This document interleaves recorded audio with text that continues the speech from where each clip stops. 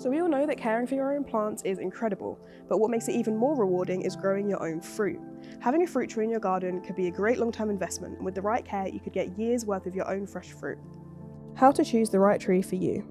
There are loads of different kinds of fruit tree that come in different sizes, so there's bound to be one that's right for you. You could get apple trees, pear trees, cherry trees, citrus trees.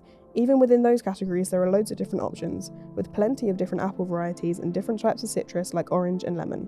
Citrus trees have the benefit of being easy to grow indoors, so they can also be great houseplants. How to look after your fruit tree. Different fruit trees have different requirements for things like sunlight, water and soil.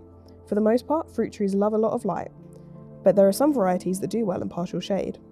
Fruit trees prefer warm soil, so when you're thinking about getting a new one, bear in mind it's best to plant it between March and September. If it's too cold, the tree won't grow as well. Lots of water is key when you're growing your own fruit, so make sure you don't let the tree dry out too much, especially when it's warmer.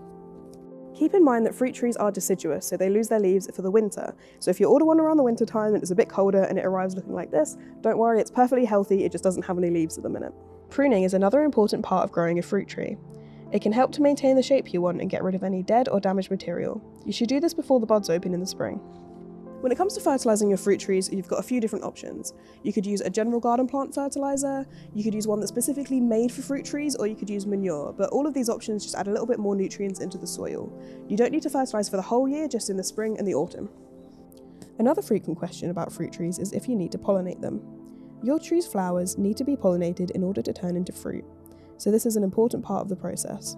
For the most part, this is done for you by pollinators like bees. If for some reason there aren't enough bees in your area, or you just want to help the process along, you could pollinate it manually with a little paintbrush or a cotton bud. If you've got any more questions about fruit trees or want any more general information about gardening, be sure to check out the Gardening Express website where we've got loads of different videos and care guides. Thank you for watching and enjoy your garden.